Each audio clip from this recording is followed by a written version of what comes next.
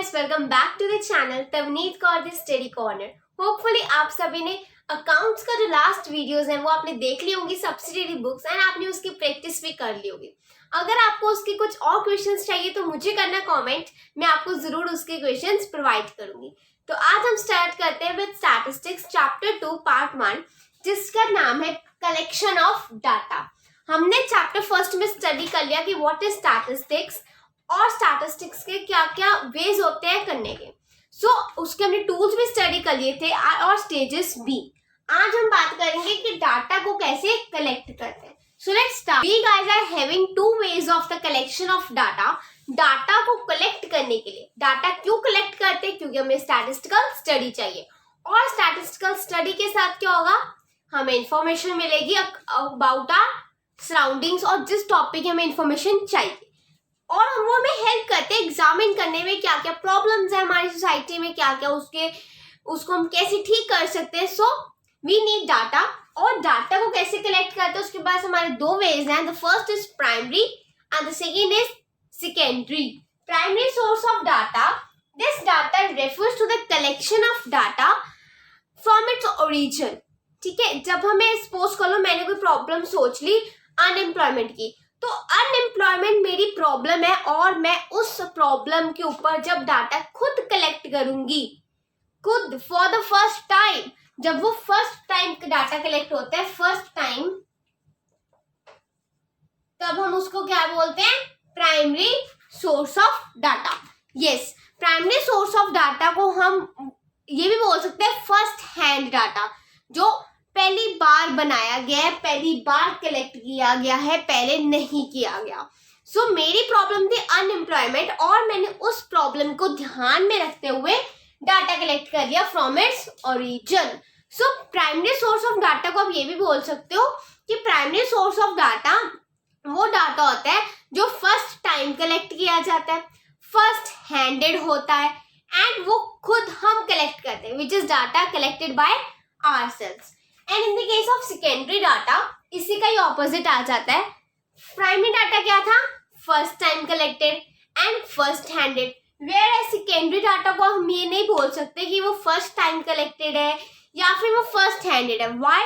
Because it refers to the collection of data from some agency institute which has already been collected and used. जो primary data है वो पहली बार collect किया जाएगा और first time ही use किया जाएगा।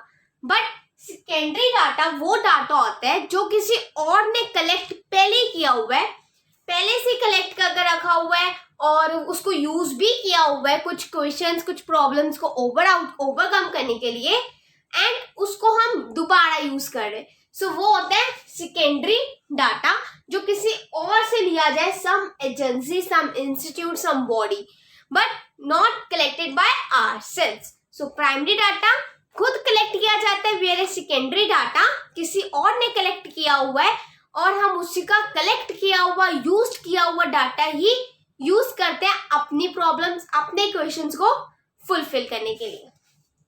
आप इसका एग्जांपल ले लो।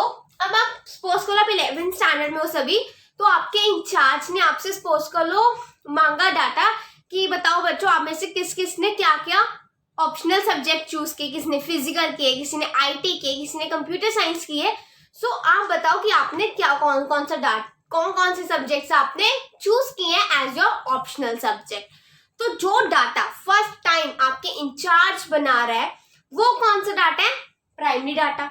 फर्स्ट टाइम बन रहा है, फर्स्ट हैंडेड है, your incharge, and from its origin मतलब कि जिस कारण हमें चाहिए और उसी से ही बन रहा है। सो ये प्राइमरी डाटा है जो फर्स्ट टाइम और फर्स्ट टाइम ही जिसको हम यूज करेंगे। और सपोज करो वो डाटा बन गया, उसके बाद वो डाटा आपके इंचार्ज दे देते हैं हायर अथॉरिटीज को, जो स्कूल की मैनेजमेंट है उसके पास पहुंचता है वो डाटा, क्योंकि उनको सभी स्ट्रीम्स के बच्चों की चाहिए। आपके इंचार्ज आपकी स्ट्रीम का ध्यान रखेगी, मीन्स कॉमर्स का, तो बाकी स्ट्रीम के इंचार्जेस बाकी स्ट्रीम्स का ध्यान रखेंगे, मीन्स मेडिकल एंड आर्ट्स का। सो मैनेजमेंट को उन्होंने डाटा कलेक्ट करके दे दिया। अब जो डाटा मैनेजमेंट के पास है वो कौन सा डाटा होगा? जल्दी से कमेंट करके दो। या वो होगा सेकेंडरी डाटा व्हाई? बिकॉज वो किसी एजेंसी से लिया गया, किसी इंस्टीट्यूट, किसी अलग पर्सन से लिया गया, और वो अलग पर्सन कौन है? हमारे इंचार्ज। हमारे इंचार्ज ने फर्स्ट टाइम कलेक्ट किया, उन्होंने खुद यूज भी कर लिया वो डाटा अपने नोट्स बनाने के लिए, अपना परफेक्ट रजिस्टर मेंटेन करने के लिए। बाद में वही डाटा मैनेजमेंट को दे दिया गया ताकि मैनेजमेंट भी अपना वर्क कर सके प्रॉपरली एंड स्मूथली। सो वो डाटा उसके लिए कौन सा होता है? सेकेंडरी डाटा, जो किसी और से लिया जाए, ना कि ओरिजिन से। ओरिजिन क्या है? हम बच्चे जो बताएंगे कि हमने ये लिया, हमने फिजिकल लिया, हमने आईटी लिया, हमने आईपी लिया, हमने कंप्यूटर साइंस लिया, तो ओरिजिन हम है। बट जो सेकेंडरी डाटा मीन्स मैनेजमेंट है, क्या वो आपके पास आके पूछ रहे कि बच्चों आपने क्या लिया? नहीं ना, वो तो डायरेक्टली किससे ले रहे हैं? हमारे इंचार्ज से, जिन्होंने डाटा बनाया हुआ है। सो जो डाटा बन चुका है पहले से और उसको हम दोबारा यूज कर रहे हैं, उसको बोला जाता है secondary data. Whereas primary data वो डाटा होता है जो हम पहली बार बनाते हैं, पहली बार यूज करते हैं। आई होप आई एम क्लियर कि आपको प्राइमरी डाटा और सेकेंडरी डाटा का कॉन्सेप्ट क्लियर हो गया होगा। अब हम बात करते हैं डिफरेंस की, कि प्राइमरी और सेकेंडरी को कैसे डिफरेंशिएट किया जाता है, ऑन व्हाट बेसिस। सो पहला बेसिस हम रखते हैं ओरिजिनलिटी। ये क्वेश्चन इंपॉर्टेंट भी है as a 1 mark question, 3 marks question and 5 marks question also. So originality, यहाँ पर ये नहीं बात हो रही कि ओरिजिन आप ओरिजिन भी ले सकते हो, बट ओरिजिनलिटी यहाँ पर मतलब है कौन सा डाटा एकदम ओरिजिनल है, ठीक है, ओरिजिनल सही है, रियल डाटा है मतलब।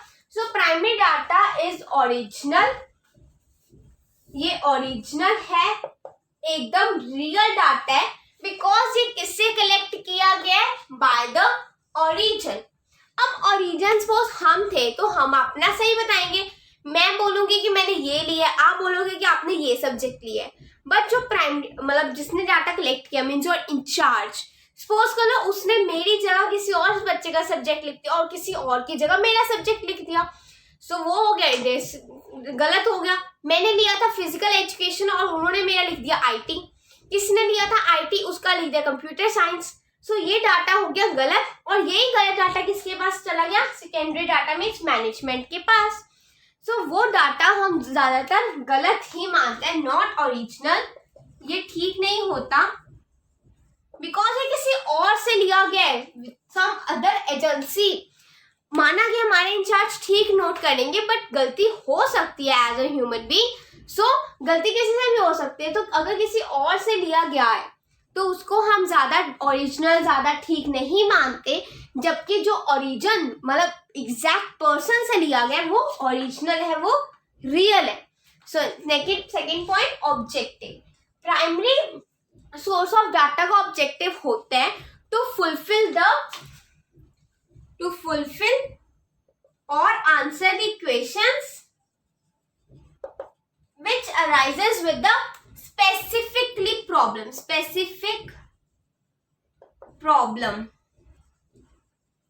जो तब बनता है जब हमारे सामने कोई प्रॉब्लम आती है। मैंने रखी थी अनएम्प्लॉयमेंट की प्रॉब्लम, तो अनएम्प्लॉयमेंट प्रॉब्लम, इसका ऑब्जेक्टिव क्या था मेरे डाटा का?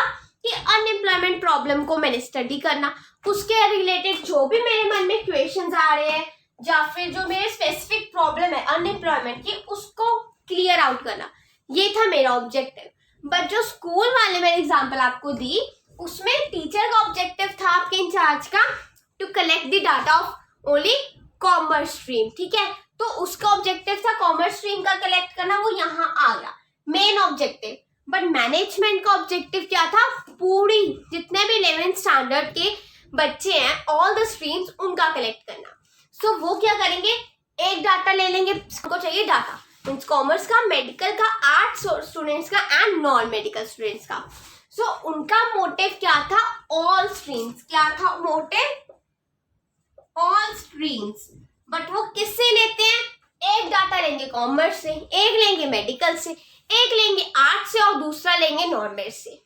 सो बट नॉन मेडिकल का ऑब्जेक्टिव था नॉन मेडिकल, आर्ट्स वालों का ऑब्जेक्टिव था आर्ट्स, मेडिकल वालों का था मेडिकल एंड कॉमर्स स्टूडेंट्स का था कॉमर्स। बट इनका था ऑल द स्ट्रीम्स। इन्होंने सभी के ऑब्जेक्टिव को यूज करके अपना ऑब्जेक्टिव बना लिया। मीन्स जो डाटा इनके पास है वो किसी और ऑब्जेक्टिव के लिए बनाया गया होता है, बट यूज ये कर लेते हैं। मतलब थोड़ी सी एडजस्टमेंट करनी पड़ेगी इनको थोड़ा हिलाना ढिलकाना पड़ेगा उस डाटा को। जो अलग अलग स्ट्रीम्स के बच्चों का है उनका ऑब्जेक्टिव सभी का अलग अलग है, बट जब ये मिल गए मैनेजमेंट के पास आते हैं तो मैनेजमेंट का ऑब्जेक्टिव फुलफिल कर देते हैं। सो दे नीड टू एडजस्ट, थोड़ी सी एडजस्टमेंट्स की जरूरत पड़ती है in the case of secondary data, because ये स्पेशली उस पर्पस के लिए नहीं बना जिस पर्पस के लिए चाहिए। ये बना होता है उस पर्पस के लिए जो पहले ऑलरेडी बन चुके। जो ऑलरेडी बन चुके डाटा ये उस पर्पस के लिए बनाया जाता है, ना कि उस पर्पस के लिए जो अभी नीड में है। I hope I am clear. Next है cost of collection. So primary data को अगर हम कंपेयर करें सेकेंडरी डाटा से, सो ये सबसे ज्यादा टाइम लेता है। क्यों टाइम लेगा? बिकॉज टीचर ने सभी बच्चों से कलेक्ट करना है, बल्कि सेकेंडरी डाटा तो एकदम टीचर से बनी बनाई लिस्ट उठा लेगा और यूज कर लेगा, जबकि टीचर ने सभी बच्चों से पूछ के यहाँ पर नोट करना है। So it needs time, it is less time consuming, इसमें टाइम कम लगता है। उसके बाद इसमें मनी भी ज्यादा लगती है, इसमें मनी भी कम लगती है, लेस मनी इज यूज। उसके बाद एफर्ट्स भी इसमें ज्यादा लगते हैं। बहुत मेहनत का काम है सभी बच्चों 40 से 40 बच्चों से पूछना कि आपने कौन सा सब्जेक्ट लिया है, और फिर कोई गलती ना हो जाए उसको भी चेक करना, दोबारा रीचेकिंग करनी। सो बट सेकेंडरी डाटा को बना बनाया मिल गया, so less of efforts. 3 points ध्यान में रखो, टाइम, मनी एंड एफर्ट्स। ये तीनों इसमें ज्यादा प्राइमरी में, whereas in secondary these all are less। अगर आपको ये 5 मार्क्स में क्वेश्चन आता है differentiate between the primary data and secondary data, so पहले आप लिख देना डेफिनेशन, बेसिस में आप लिखना डेफिनेशन लाइक दिस, एंड यहाँ पर लिख देना प्राइमरी की डेफिनेशन, यहाँ लिख देना सेकेंडरी की definition. Then come originality, objective, cost of collection और एक example.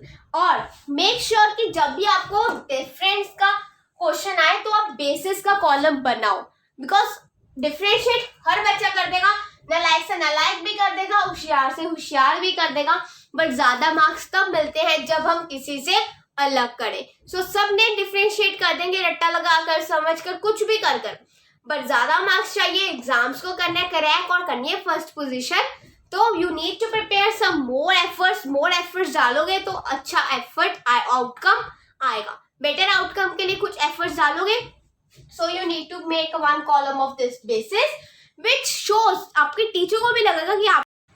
So that's all for today. Hopefully आपको वीडियो में कुछ समझ आया होगा, और अगर आया तो वीडियो को करना like, share, comment and subscribe.